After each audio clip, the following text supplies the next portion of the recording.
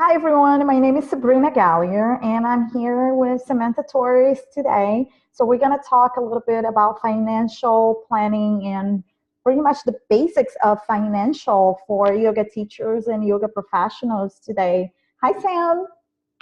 Hi, Sabrina. Thank you for having me today. Just to share a little bit about you guys, about myself. I run a financial planning practice downtown here in San Diego, and I've been a financial advisor for going on 4 years now. And what we do is we help our clients, individuals, families, and businesses create and prepare for their financial future. So we're here to educate you guys a little bit more on the business side of yoga, on what does it entail to have a financial plan and how to build that financial security as you transition into full-time yoga career. Awesome. So a little bit about me as well. So I've been practicing yoga for a long time now, over 10 years. And I'm from the startup and marketing world. And we just recently launched Fits, which is a yoga marketplace where teachers and yogis, students can connect and make better connections and find the right classes. We're just getting started. So we're hoping to do lots of things. And one of our initiatives is to bring knowledge, more knowledge. There's a lot of knowledge out there, and we want to keep this trend of bringing information to yoga teachers and yogis alike. And I think that, like a great topic, it's really money. And it seems like people have been talking about that lately. The money mindset, how to bring, more money to the pockets of the people that really deserve. And can you talk through some of this mindset that is changing? Why do people think money has such a bad karma? I think people have a bad relationship with money because we've been so conditioned that money is the root of all evil. It's actually the love of money that is the root of all evil. So when we have more of what's the word I'm looking for? A scarcity mindset around money, that's when we start to come across the issues that we find. Like, there's not going to be enough money. We don't have enough money to pay for our bills. We don't have enough money to save. We don't have enough money to spend. So I think when we can flip that, and be in more of a receiving space, like money comes easily to me when I'm in a receiving space, then we honor and value our time and our work. We're able to see a little bit more of the fruits of our labor. Yeah, I completely agree. One of the best quotes that I've heard lately is that, bad people do bad things with money and amazing people do amazing things with money. And I just love to think about that in the yoga scenario. So when you have like amazing people teaching and they're making money and they're being successful, then they can spread the teachings of yoga to more people. It could be online. It could be to people, that are from low income communities. But I just see like amazing things happening. And I think this mindset of I'm a yoga teacher, I shouldn't care about money, I'm not a business person.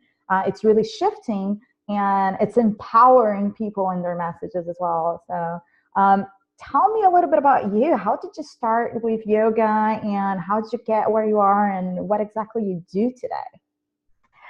So I actually got into yoga about 4 or 5 years ago. I started practicing through, my school offered a program. I did some stand-up paddleboard yoga, and just everything about it really struck home. I was in like a difficult place in my life. And then as I started this business, I actually started taking the yoga teacher training alongside with it, and it just changed my whole perspective on life. So now I try to apply like the philosophy of yoga to my everyday life, and I think that's what's really helped me create not only a successful financial planning practice, but also be able to deliver that in my classes. From my own experiences, be able to share that with others.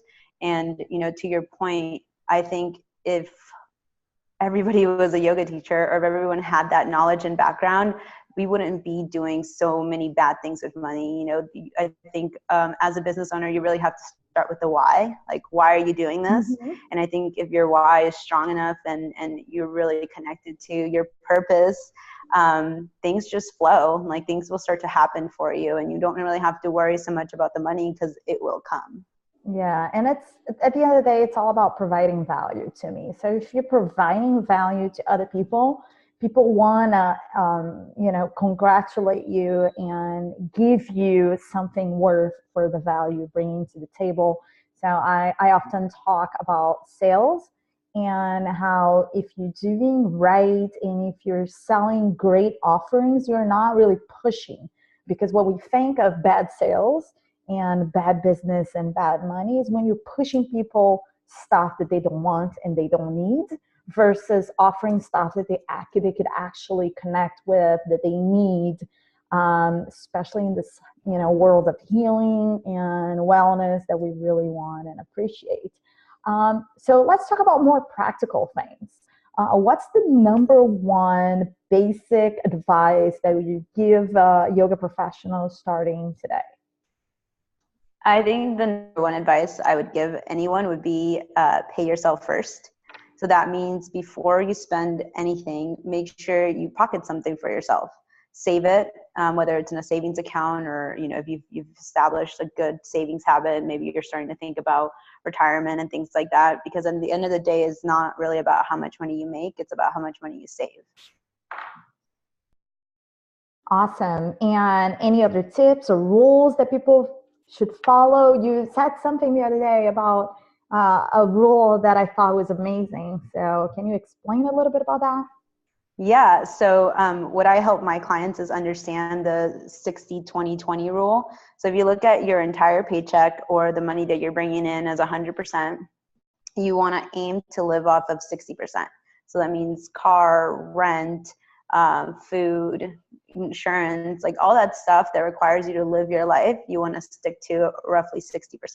And I know that's kind of hard to do here in San Diego, but that's rule of thumb. Then that allows you to save 20% of your income. And that 20% is going to not only be saved towards retirement, because I feel like a lot of people like to throw retirement out there, but there's still like 30 years in between now and retirement. So helping you just strategize and save money for those years in between. And then the other 20% is fair game. So if you've done a good job at saving, you can spend the other 20% on whatever it is that you want. Mm-hmm. I think if you're starting out, I would highly recommend investing back into your business. So the easier you start to, the sooner you start to think of yourself as a business owner, the easier it is to make those decisions, because I'm a firm believer that money, like the decisions we make with our money, is a reflection of our values. So if this is something you want to do full time, really start to think about how is every dollar that you're spending energetically affecting your business? Is it gonna, accelerate it, or is it gonna drain it a little bit? Yeah, and I totally agree that if you're stressed about money, then you're bringing stress into your life, and automatically that energy is there, right? That stress about money. So you're talking about doing this full time. So if someone is planning on living a yoga life full time and being a teacher full time, what do you recommend? Number one, I would say have a plan. So don't just quit your day job just yet. Definitely have a vision, have set some timelines up as to what are going to be some deadlines or small goals that you're trying to accomplish. I would highly, highly recommend speaking to a professional. They have a lot of knowledge and understanding about what it takes to have a business and be a business, so they can share some of that stuff and insight with you on how to make it as smooth of a transition, going from a 9-to-5 where you're getting a paycheck every 2 weeks to, you don't really know how much income is going to be coming in on a monthly base. I would recommend those two things.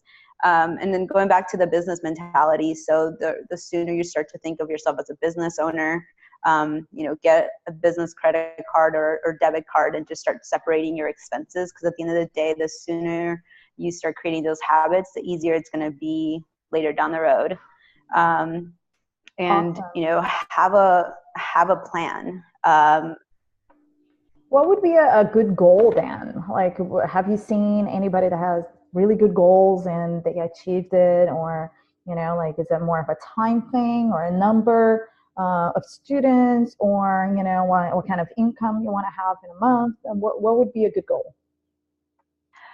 So number one, I would say really get to understand yourself and your current situation. So creating a budget, understanding what are your living expenses, and doing what's called uh, an analysis, like a break-even analysis. So then from there, Mm-hmm. you can say, for example, my living expenses are $2,000 a month. So that means I'm going to need at least $2,000 a month to at least keep the lights on and be able to live. So you reverse engineer and try to figure out, okay, how many classes do I need to teach on a monthly base to make sure that I get $2,000? And then from there, if you're trying to grow and expand your business, you can kind of build from there. So if you're charging $20 a class per person, that means you need to teach 100 people. Or, let's say you get 10 people per class, then that breaks it down to 10 classes a month. 10 people per class will get you that result at the end of the day. Yeah, and it seems like if you break down into these little steps, it becomes feasible, it becomes easy, you can plan ahead, because when you break it down that way, well, I need 10 classes to have 10 people, it's feasible, right? It's about a couple of classes a week. It doesn't seem like overwhelming. So I love how you treat the subject where it's not scary. Yeah, and then at the end of the day, you want to have quantifiable goals, because that's really going to be the only way you're able to measure your impact or measure your results. Like, numbers may not be everybody's favorite topic, but that's the only thing that makes sense. Like, the math never lies. Yes. Excel is the truth. So, just so we can finish for these basic financial subjects, one last question. What do you think is the biggest mistake people do? And, should they avoid it? What do you think? I think the biggest mistake people make is just not doing anything at all. They say the graveyard is the richest place on earth because everybody has all these great ideas, and it's a matter of executing. When it Mhm. comes to financials, is like starting smaller and sooner is better than larger and later, because the number one thing we can never, ever, ever get back is time. You'll always make more money. You'll always be able to save more money. But the one thing you'll never be able to do is get back time. And in the financial world, compounding interest is like the eighth wonder of the world. Like, that effect is gnarly. So I really want to understand the compound effects. And just give us a little bit about that, because I think that's a whole separate session that we could talk about P&L and how to read financial statements. And I think that's a great discussion. But I hate to leave with a question in the air of a subject that you just touched on. Yeah, so so compounding effect is like the effect that when you take, let's just say $1, and then you double it every single day moving forward, but now you're doubling not just $1. On day 2, you're doubling $2, so now you have 4. On day 3, you're doubling $4, so now you have 16, and then 32, 64. So you start to see it's an exponential growth, as opposed to something that's linear or slightly progressive. If someone has the time to do the math, if I were to give someone $1,000,000 and say, hey, here's $1,000,000, you can't touch it until 30 days from now, versus someone who I say, hey, I'll give you a penny today and I'll double it every single day for 30 days. Try to see who would have more money at the end of the day. It's pretty cool. Awesome. So I really want to talk more about that, but I want us to go deeper in the next call and just keep these talks really short so people can listen to it and we can interact and take a look at the questions as well. But this was a great talk. I really enjoy it, and I hope the people watching enjoy it too. Do you have any last comments? Any last things that you want to say and share? Yeah, feel free to comment below at some of the stuff that you guys would want to hear more about. I know the financial space is very intimidating sometimes. I think finances is something that's really intimate, and for whatever reason, people are really close held on that space. So any questions that you guys may have, we'd be happy to try to put them out there in the open. And yeah, feel free to reach out.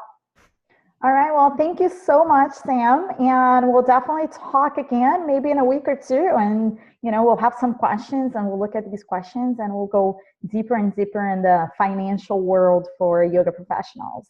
Thank you. Awesome. You have a great rest of your evening. You too. Bye. Day.